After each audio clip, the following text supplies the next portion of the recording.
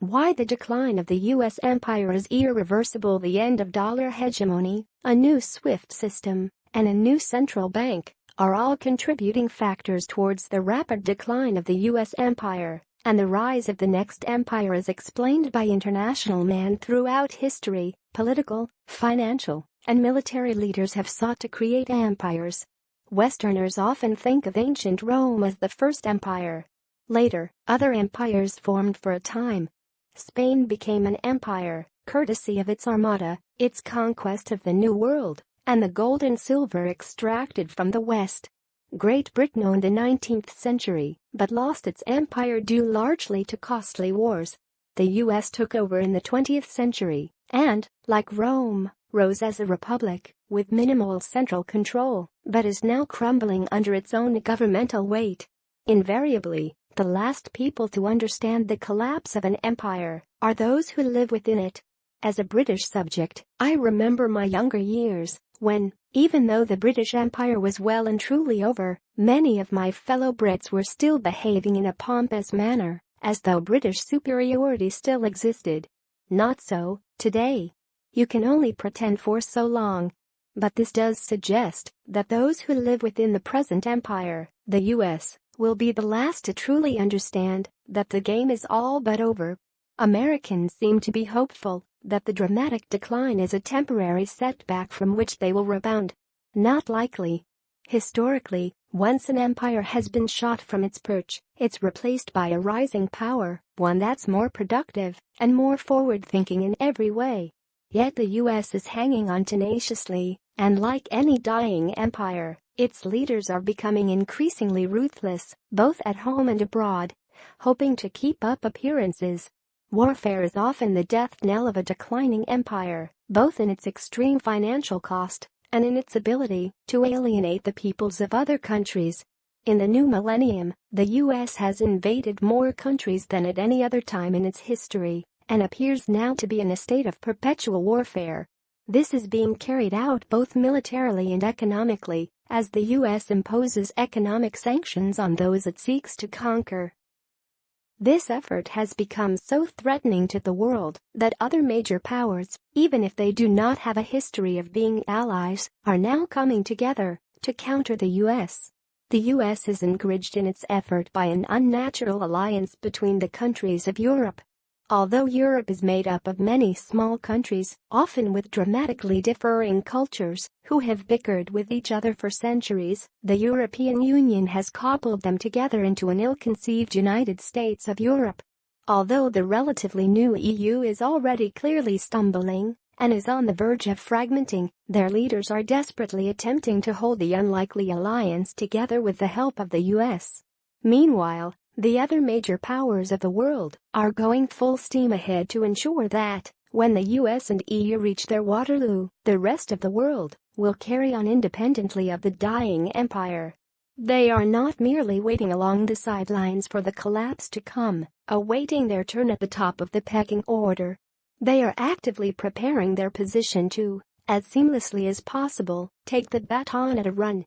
Since the Bretton Woods Conference in 1944, the U.S. dollar has reigned supreme as the world's default currency. In 1944, the U.S. held more gold than any other country, but in 1971, the U.S. went off the gold standard, and since then, the dollar has been a fiat currency. The U.S. has become increasingly cavalier in its abuse of the dollar, often at the expense of other countries. Russia and China dealt with the latest round of strong-arm tactics by the U.S. to adhere to the petrodollar by creating the largest energy agreement in history. This and all trade between the two countries will be settled in the ruble and the yuan. Russia has since been active in creating agreements with other fuel customers, also bypassing the petrodollar. In creating these agreements, the Asian powers have unofficially announced the demise of the petrodollar. For decades, the U.S. has applied its muscle to other countries, using the petrodollar.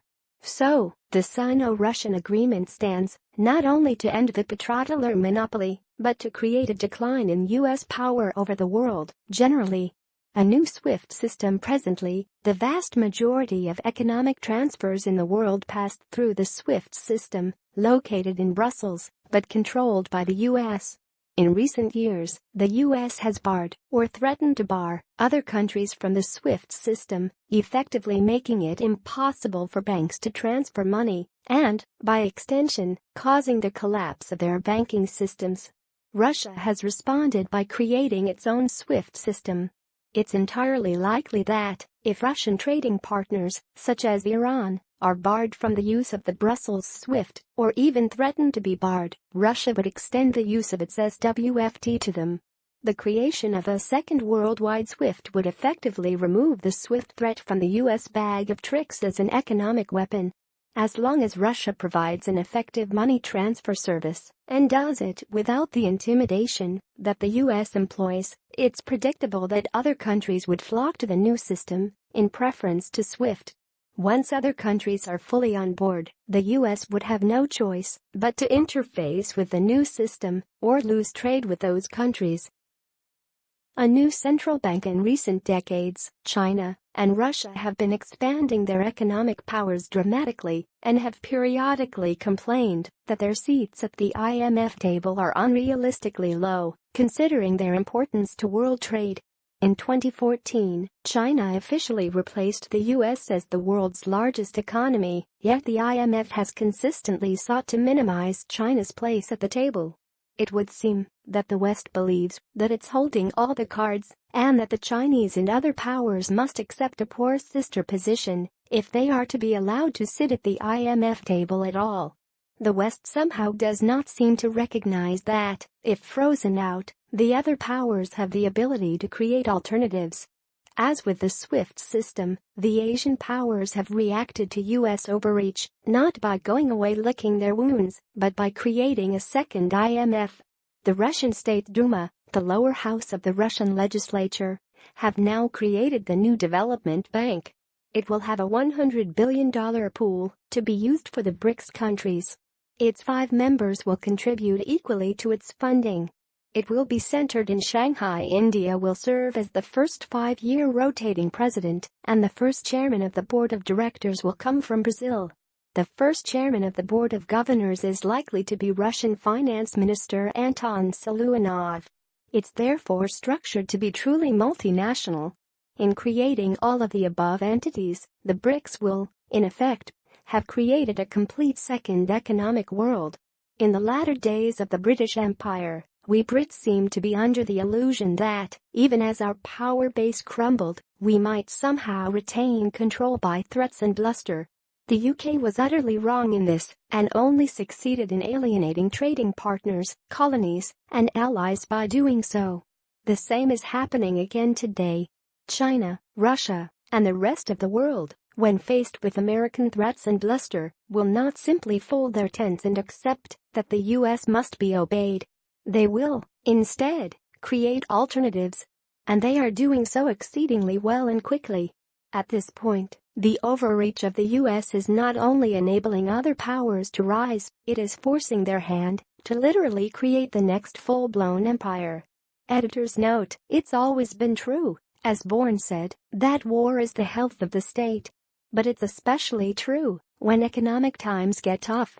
That's because governments like to blame their problems on outsiders. Even an imagined foreign threat tends to unify opinions around those of the leaders. Since economies around the world are all weakening, and political leaders are all similar in essential mindset, there's good reason to believe the trend toward World War III is accelerating. Unfortunately, there's little any individual can do to practically change the trajectory of this trend in motion. The best you can and should do is to stay informed so that you can protect yourself in the best way possible and even profit from the situation.